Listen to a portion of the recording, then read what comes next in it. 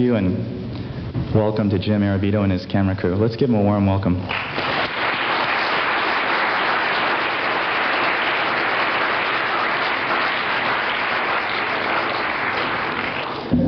Good evening, my young brothers and sisters in England. You know, I've been around this hill for 21 years. I'm kind of one of the old men of the mountain. I've seen presidents of this college come and go, business managers come and go, and of course students come and go, grow up and get married and have kids, and I have a 20-year-old myself. So I'll tell you, from the time that I was a student here, I've watched the gray hairs begin to form on my temples, and I began to see the wrinkles form around my eyes. When I was younger, I thought I'd live forever, but I found out that we're dying while we're on our feet, and time goes by very fast.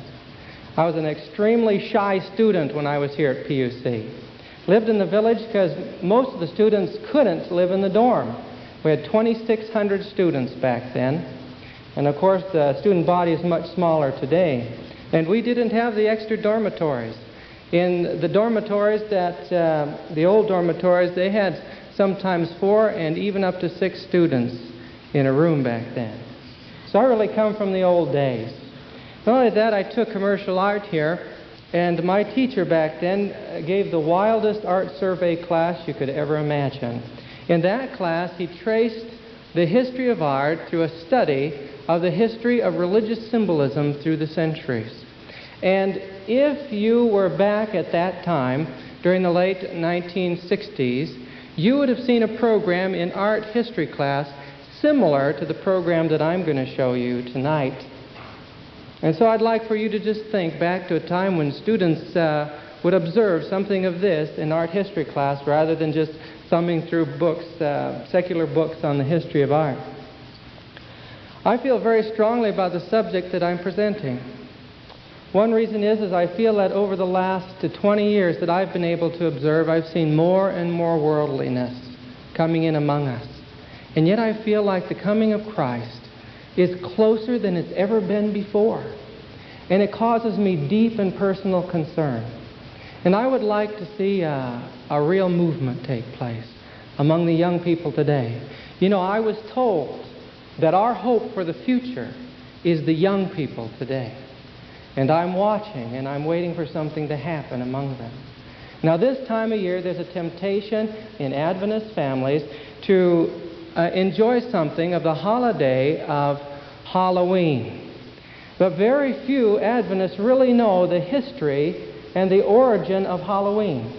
And I want to share that with you tonight because it reveals to us something of why the world is in the condition that it's in today. It's a very significant study.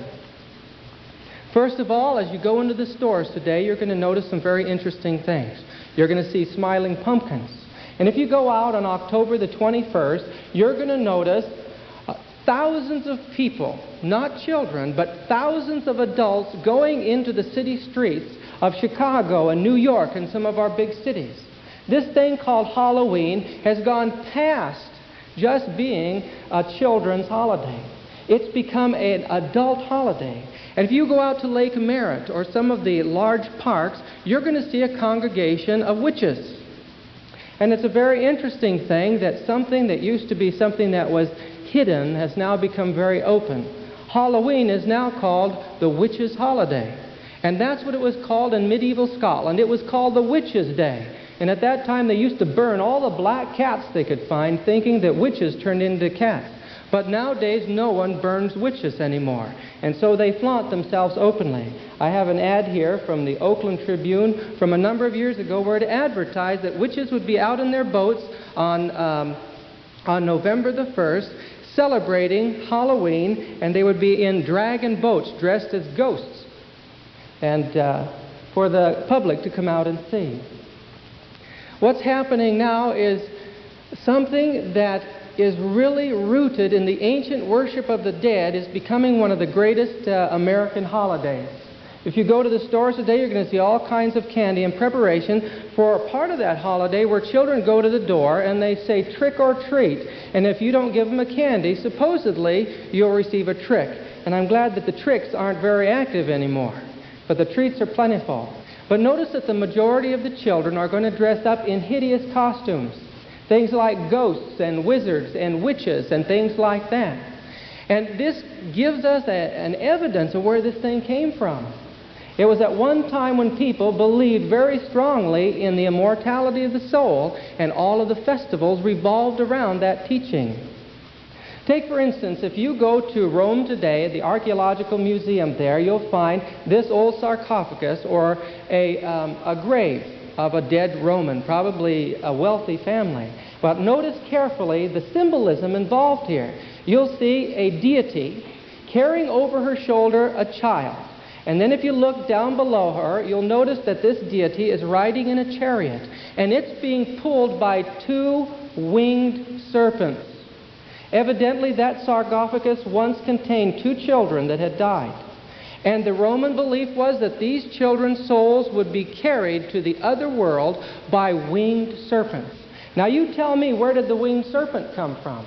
The only place that you can find a winged serpent is found in the description of the serpent in the Garden of Eden. And it was a winged serpent. And it was giving life to Eve by her partaking of or eating that fruit and believing its teachings.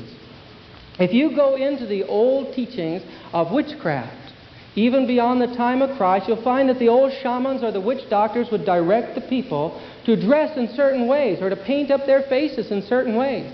These witch doctors or shamans would see in a vision or in a dream or a manifestation while they were under a drug hypnotic trance a demon or a spirit. And then they would direct the people to put makeup on or wear jewelry like or put masks on or costumes like these spirits in order to gain the power or the energy that those spirits had to offer. These people also believed that within the trees and within the plants were spirits in nature, and there was a constant round of ceremonies and rituals that revolved around constant placation of the dead all the way around. God had to reject the children of Israel because they joined in the land of Canaan with the inhabitants there in their worship of the dead. And it came to the point where they were even offering their children as human sacrifices, their sons and their daughters offered to the god Moloch by fire.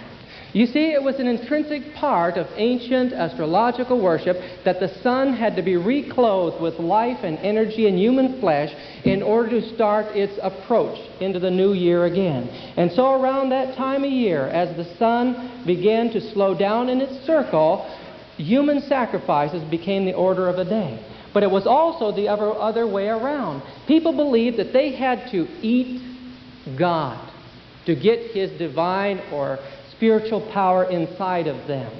We think of cannibalism just as being something that is such a degenerate form of society that they'll go so far as to eat one another. But not so. These tribes, even the primitive tribes, were guided by ancient cult practices. And when they ate the bodies of the dead, they ate only certain portions of that body that would tend to give them spiritual power and spiritual energy. Also, they ate portions of animals or offered animals and human beings as a way of appeasing the gods of nature. You see, the ancients didn't believe that they had to worship a good God, but they believed that they had to constantly placate a God that could destroy him. And in every culture of the world, we see this communion with God through sacrifice and eating of the body. Now, in Athens, one of the most important services was taking place at the Acropolis there. Here, once a year, there was a sacred sacrifice, and they ate the body of the bull. The way it was carried out is young men carrying a special ceremonial axe would lead 3 bulls up onto the altar. There they would place 3 round cakes representing the supernatural power of the sun or the forces of nature. As they set that on the altar, these bulls would make their way to that, eat that cake. And the moment they ate it, that axe would come down on their heads and they would fall senseless to the ground. Immediately their skins were ripped from their bodies, and the populace was urged to come up there and tear the flesh from the bodies of these bulls while the animal was still alive and quivering. In eating the fresh blood and the fresh flesh of the animal, they were receiving, they believed, the fertilizing power of the God of nature inside of them. And those cakes had transferred to the bull and then into them. It seems ridiculous, doesn't it? But the whole goal in the occult has ever been to get the forces of nature or the power of God inside of you so that you would become a spirit medium. That's all revolved around the worship of the dead, because they believed that even God himself was once a being that had died and ascended. The world of the dead in Babylon was ruled over by a woman by the name of Lilith. She was the goddess of the night. And you see in this picture beside her 2 owls symbolizing the spirits of the dead. She has wings, so she represents the spirits of the dead. So the woman not only represented evil in the old world, and she represented the spirit world, but the woman also came to represent not only the god of death, but also the God that gives life. And the woman was symbolized in the occult as the author or the mother of the sun, the queen of heaven or the mother of God. And this is one reason why a virgin, a young virgin, was the most valuable or one of the most valuable sacrifices to be offered to the gods. Here you see in the river Nile this young woman being offered as a human sacrifice to the Nile River. But what about that horned deity that we see, especially at this time of year at Halloween? Well, you'll find that the Bible does not talk about a devil that has horns, does it? No, it doesn't. The fact was that the sun was believed to be like the fertilizing power of the bull. And so the sun god, the creator to the occult world or the pagan world, was seen as a god with horns. The creatures or the male animal that could fertilize an entire herd was worshipped because, as a symbol of the creator, because so much life force came from him. Another precious symbol in the occult was the hand. Many of you have probably seen this symbol before. 3 upraised fingers was also the symbol of the sun god and all the forces of nature. And these things have come into play right on down to today. The ancient pagan gods, wanting to represent that now they were in union with the power of the sun and held that power in their hands, held what was called a crozier, or a wand, or a lightning bolt, symbolizing that they controlled the forces of nature. And that wand has come down to us today. In those pagan temples, those priests studied deep into the practices of the occult. Many terrible rites were carried out in an effort to dim or dull the mind so that the spiritual forces could take over. In one of the rituals, these people were placed in the heart of the pyramid in the king's chamber, placed in a sarcophagus, and in that particular initiation, it was believed that there where the concentration of energy was, the soul could separate from the body, shoot right up through the top of the pyramid, make contact with the stars, which they believed was the departed spirits of the dead, be purified and come back into the body. And you'll see this idea of death, union with the spirit world, and rebirth over and over again in the occult world. These priests then became the mediums between the people and the invisible forces of the dead. And that was the basis of all occult religion and priestcraft that later developed in the world. When a man who was a priest, who had been connected with the world of the dead or the spirits, died, a piece of his body or his body was buried, and a little temple was built over him. In Buddhism today, if you go through the mountains of the Himalayas and the mountains of India and Pakistan, you find little temples all along the roads, or stupas. But if you go throughout the world, you'll see these temples. Now also you'll find that down to today, there are temples in this world that still have a modern priests and pieces of their body embedded in the altar. And I'll talk about that in just a little bit. But this very form of religion, the worship of the dead, in the Celtic world was under the control of a group of priests called the Druids, or the Men of the Oak. They worshipped a monotheistic God, but they believed that this God had 2 forms. He was the sun god, yes, his name was Hu, but he also had a female deity associated with him named Sheradwen. These Druid priests were a powerful lot of people. They were extremely intelligent. They had universities and colleges throughout the Isles of Britain. In their schools, they became poets and historians and great educators, and they kept the people under their control. The Druid priest that you see in this picture has on his chest a breastplate called the breastplate of judgment. And behind his head, if one of you would be so kind as to focus that That projector, I'd certainly appreciate. No, that won't focus it. It's up on the top. There you go. If you'll notice, on top of his head, he wears a tiara. Thank you. That tiara represented the sun. It was made of rays of the sun. These men believed that their arch-druid was in fact a pope, a priest-king, who ruled just as the Pope of Rome rules, but in the Celtic world. Now, the Celts were established in groups all the way from Mongolia across the globe, through the Greek world, all the way over in Northern Europe, and their headquarters was, of course, in the British Isles. So Druidism was well meshed in with the nations of the world. Now, they had four special festivals each year, but the most important festival was to the god Samhain. This was the lord of the underworld, or the lord of the dead, the lord of souls. Now, these priests were interesting characters. Their Celtic warriors fought the Romans, and they would capture the prisoners, and they would take these prisoners, and at certain times of year, they would set up bonfires to burn these escaped slaves and Romans to death. It took place basically on this time of the year. It was on November the 1st, and their November the 1st began at evening. Now, at that time, all of the Druid, or the Celtic people, would put out the fires in their hearths, and there would be a complete blackout in the Celtic world. And then they would go up on the hills, and there they would light great big bonfires. These bonfires were used for human sacrifice and for animal sacrifice, in order that the placation of the god and the union of the soul with the fire ascending into the heavens would create a sanctifying eternal fire. Now, the word bonfire comes from the word bone fire, and it meant to burn human bones. And when you go to the beach next time and you decide to all have a party around a bonfire, think of that for a minute. But when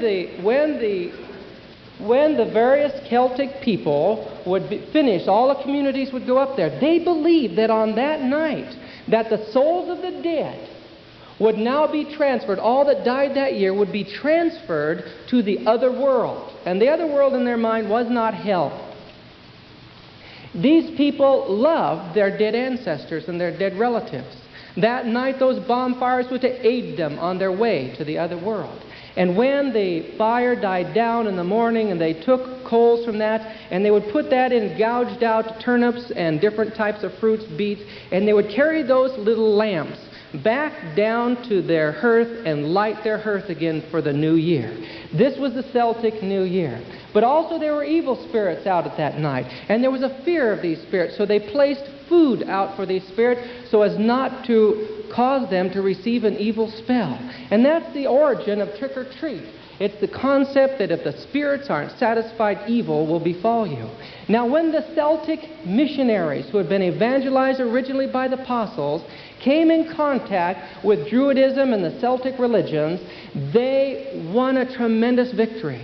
And rapidly the news of the gospel spread across the world among the Celtic societies. Marvelous schools were set up on the British Isles, and in these schools the chief education was in the languages of the Bible. 18 years of study. And these folks had to learn it well, because when they left those schools, they left as missionaries, friends. And they knew Hebrew and Greek and Latin. And some of these monks used up to 70 different alphabets for different purposes. It was a land of scholars and geniuses. And they banished Druidism. They banished it where they had an influence. But there were still centers of Celtic paganism. This picture here is a picture of the island of Iona that you read about in the Great Controversy. From there, the knowledge of the Sabbath and the truth of Christ went out for 625 years to the nations of Europe. This early religion changed the Celtic world completely. And God raised up a champion for them at the time that the Roman Church and the Anglo-Saxons were trying to destroy them. This is in Glastonbury Tor in Wales. It's all that's left of King Arthur's castle today. God raised up Arthur, a tribal ruler, and he defeated the Anglo-Saxons in 12 successive battles. And during the time that he defended the Sabbath-keeping Celtic church It was the greatest period of their growth. And just to show you something of the high culture that was developed because of the study of the Bible among the Celts, this book was found on one of their holy islands off the coast of Newcastle called Lindisfarne. It's called the Lindisfarne Gospels, and it's one of the most beautiful illuminated manuscripts that men have ever seen. And this manuscript here was found, originally they believe it was written on the island of Iona. It's called the Book of Kells. It's on display in Trinity College in Dublin. And this book here is the most beautiful manuscript that's ever been produced by human hands. And it was written in the old Itala version, which is the same as your King James Bible is today. Now, this map shows you the movements of the Celts. Can you see that the darker colored islands are the islands of Britain? And as you see the lines or the arrows coming down, you'll notice them coming right down and across Europe. In the 6th and 7th century, missionaries from Ireland and Wales came down across Europe. They built schools, colleges, every branch of knowledge known in their day was found in those libraries, and the greatest minds of Europe were educated in these schools. The Celts brought back civilization to Europe after degenerating into barbarism and laid the foundation for the Renaissance and the Reformation. We owe Western civilization to those Sabbath-keeping Celtic or British Christians. But there was another form of Christianity that was vying for the minds of the pagan world. It originated around the Mediterranean, especially in Alexandria, Egypt, in Rome. It was a union of paganism and Christianity, and it completely distorted the gospel to the nations. It taught that men united in their priestcraft with the supposedly supernatural initiations could become representatives of God on earth. And from the ranks of this priestcraft of a form of Gnosticism, we later called Catholicism, there arose men who claimed to be God himself on earth. Look at this quotation from the book by St. Alphonsus de Liguori. The power of the priest is the power of the divine person, for the transubstantiation of the bread requires as much power as the creator of the world. Thus the priest may be called the creator of his creator. Innocent III has written, "Indeed, it is not too much to say that in view of the sublimity of their offices, the priests are so many gods." These people actually believed that they had the right and the authority not only to destroy primitive Christianity and absorb it, but to go into the pagan world and absorb that and sanctify it. Look at this quotation. It says, "The Lord our God no longer reigns. He's resigned all power and authority to the Pope." That's Archbishop of Mainz. What blasphemy! We hold upon this earth the place of God Almighty, Pope Leo VIII. You'll see that again in the judgment, I'm sure. In the Fifth Lateran Council, addressing the Pope, Christopher Marcellus said, "For thou art the shepherd, thou art the physician, thou art the director, thou art the husbandman, finally thou art another God on earth." The amazing blindness of the Dark Ages. And you know how they eventually took over the Celtic world? Pope Gregory, or Gregory the Great, Gregory the First, in 601 announced to the missionaries of the Catholic Church that they were no longer to destroy anything that was pagan. If the pagans worshipped an idol or a tree, then the Catholic monks were to go in and sanctify it in the name of Christ and use it and absorb it into the church. In this way, many of the pagan gods were in fact sainted and are worshipped as saints in the church today, and many pagan rites have come into the church. Look at this quotation. This came from the 17th century, 1667. It says, "They allowed their proselyted Christians to commit idolatry by a subtle evasion, that of enjoining them to hide under their clothes an image of Jesus Christ, to which they teach them by mental reservation to direct those public adorations which they render the idol." So these people are actually still pagans, just using the name of Christ. And this was written in the 20th century about the way that the Roman Church works to take over her enemies, and it's the last phase. It says, forming an alliance with it, characterized by joining it, especially in circumstances leading it, the aims of her seeming surrender being to slow down, capture, and paralyze the enemy.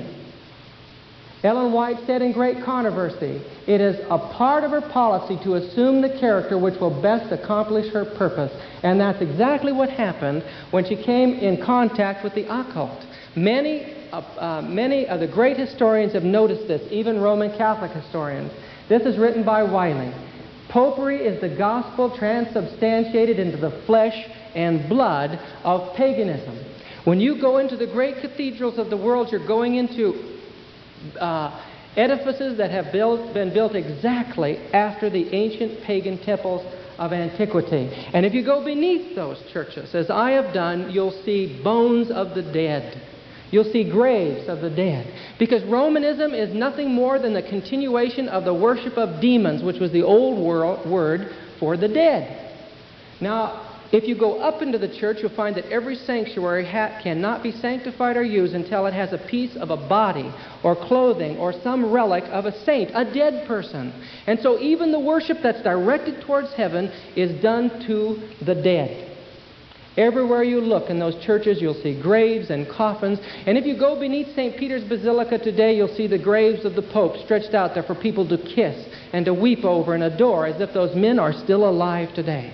But the most hideous aspect of this situation is the fact that young women are encouraged to give up all of their wealth to the church and then take a vow of silence to go down into cloistered convents and there suffer and pray for and eventually die for the souls that are in purgatory.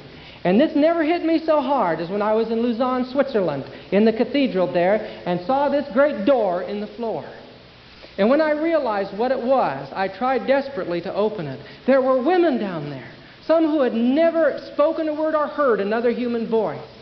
And those young ladies beneath the floor, many of them die atheists because their prayers are never answered. But there are thousands of young women today who are locked away in this satanic and dreadful system. Here you see a picture of two things. The picture on the top is a young lady touching the foot of Peter in St. Peter's Basilica. The picture below it is a picture of that foot as it has been kissed and kissed and kissed for 2,000 years until the toes are just worn off. That statue used to be the statue of Jupiter in the Pantheon, and now they call it Peter, and they put it there.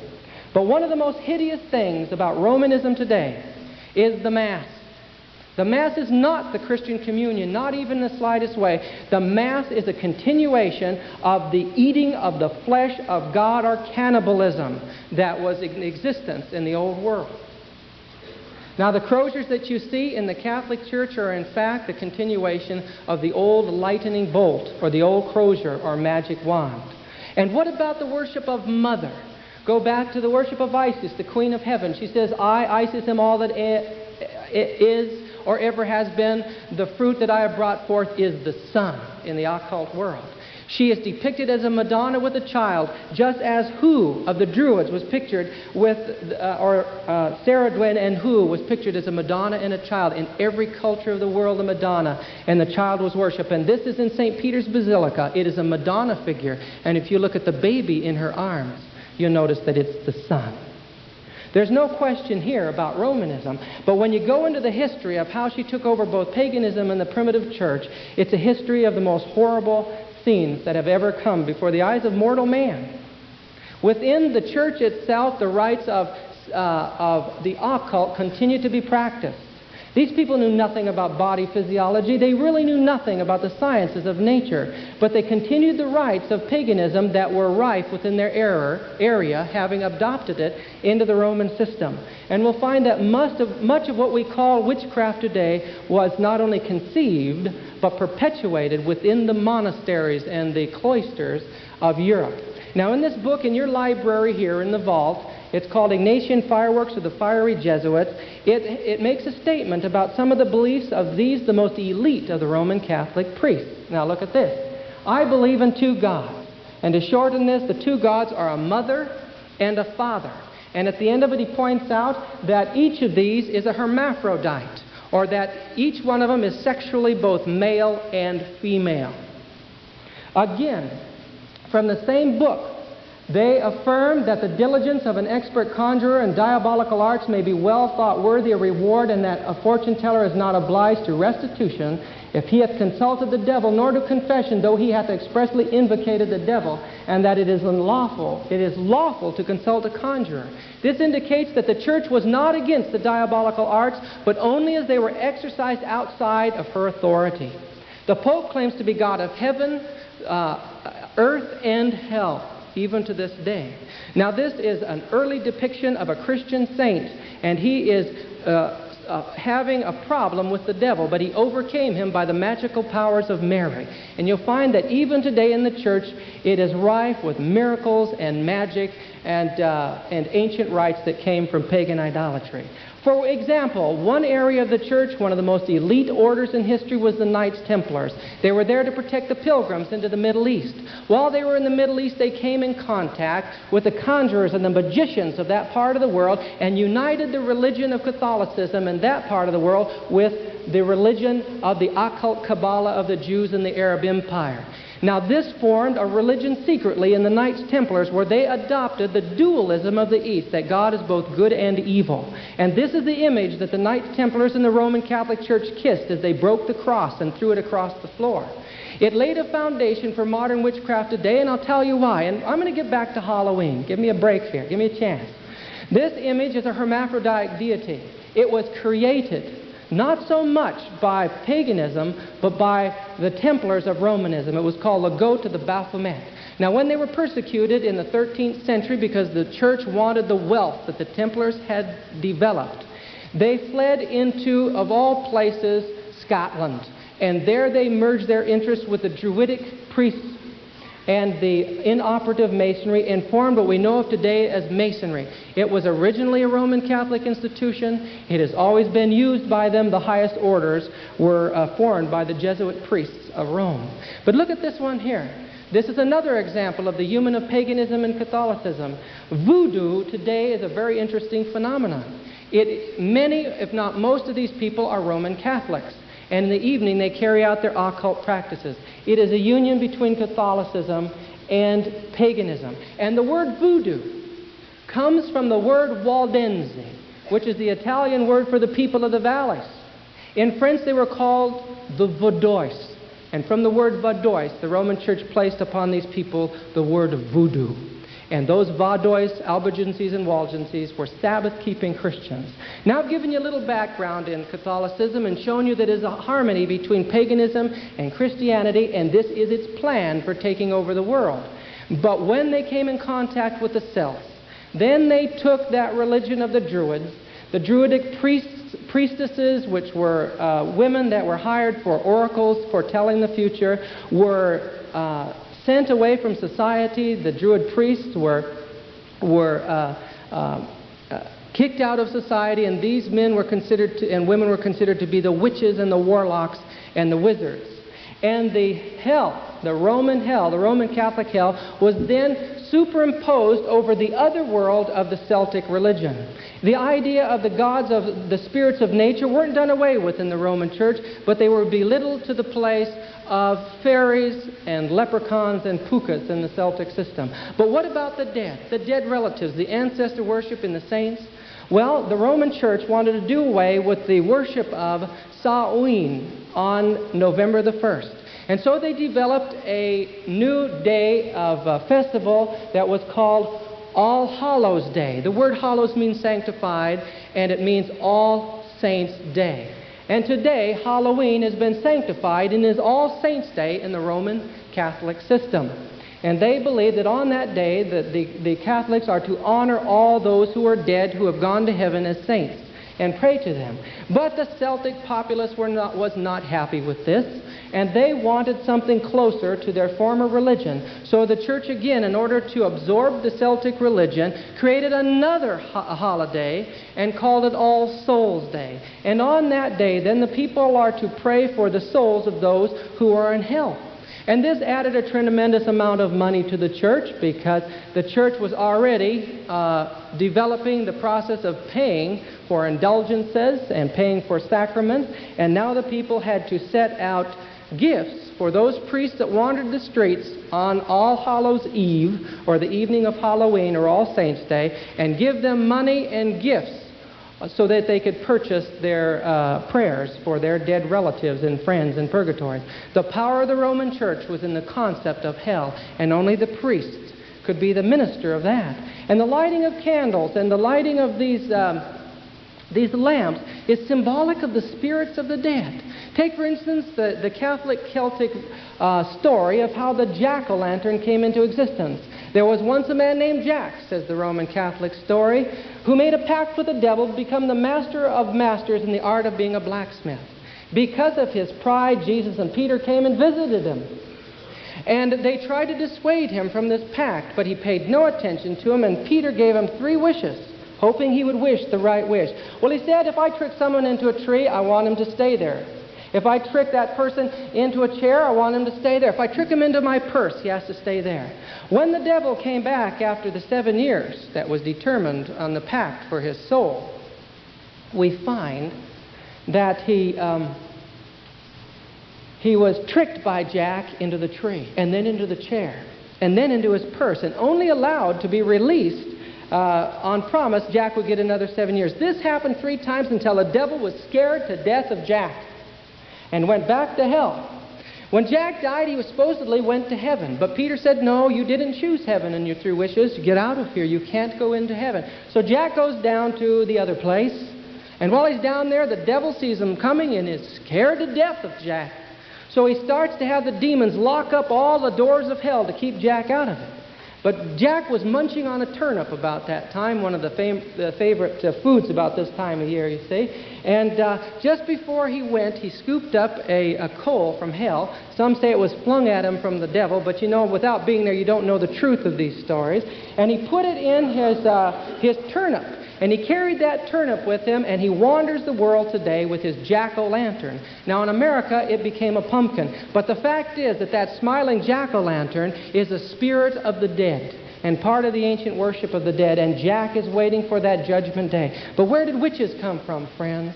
And this is the most solemn part of this. Many people teach that witchcraft didn't arise until the middle of the Dark Ages, or the Middle Ages. Who were they? Well, some say they were just young ladies that were good in the arts of herbs and potions, and as they grew older, they carried out magical rites that were traditional among their cultures, and they would get paid by the families in a community to carry out these services, everything from making love potions and getting people together to various healing things. But the Roman Church wanted to do away with all alternative practitioners to her own priests, and these people were outlawed in society. The aura of witchcraft hung over Europe supposedly for many years, but in the 13th century, with the establishment of the Inquisition, something else took place. At that time, God's people, those people who observed the true Sabbath, who hallowed Christ as the only mediator between God and man, and who believed in the entire Bible, were spreading so rapidly through Europe that they could not be stopped. It was at this time that the Inquisition was set up, and I want to tell you some horrible things took place. These people who loved the Word of God and separated from society in order to worship Him in the way that they felt the Bible dictated they were branded as witches, wizards, warlocks, and worshipers of Satan. And because they met in a cave or in a dell or in the mountains, it was considered that they were carrying out witchcraft Sabbath. And so this place, Carcassonne, in southern France, which was established for the destruction of the primitive church, carried out a systematic work of torture to force confessions out of these people to make it appear that they really believed these things. These were all written down and have become historical records. The Inquisition was a terrible engine of brainwashing, not only on the people who were tortured and forced into confessions, but on the populace outside, and has left a coloring over the whole Middle Ages. In this way, it was made to appear that the Bible-believing people offered their own children as human sacrifices and carried out terrible rites before the devil. This beautiful picture of a cave scene shows the papal soldiers under the Duke of Savoy coming in and destroying a worship service among these Bible-believing Christians. But the most horrible record of all is here. This is Albi, the beautiful city in southern France that the Waldenses were named after in that part of the world. Albigenses. The Albigenses were the object of the greatest Roman Catholic crusade, and around this city, Béziers, in southern France, 1,000,000 of them were destroyed. Some escaped. Some tried desperately to hold out, and they held out to the last here in Montségur, south of Toulouse, until every last one of them was taken by the papal soldiers and tortured to death. That was the lot of God's people. And this is the history that God is telling us that we are to study, because we are to face this history in the near future. Satanism today is a hybrid of Roman Catholicism. She is the mother of harlots and abominations of the earth. Today, thousands and thousands are going into the occult so fast. They don't know about Jesus. They don't know about the power to live a happy and full life. And they're looking for spiritual fulfillment in the occult.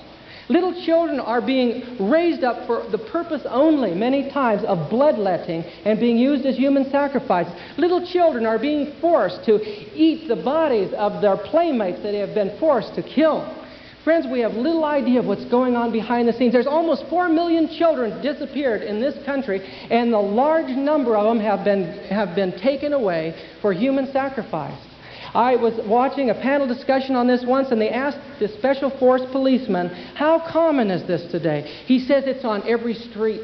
It's in every town. He says it's everywhere today. It's the fastest growing movement. And I'll tell you, Halloween is no innocent celebration, friends. This book written, Trip into the Supernatural, was written by a man by the name of Montague. His name was Roger Montague. And he tells us of the elite system behind all witchcraft and Satanism. It is the worship of Satan himself as a beautiful being. And there was a picture on the wall in the worship room. And he was a beautiful being. Not the horn god that was created by Catholicism, but a beautiful being.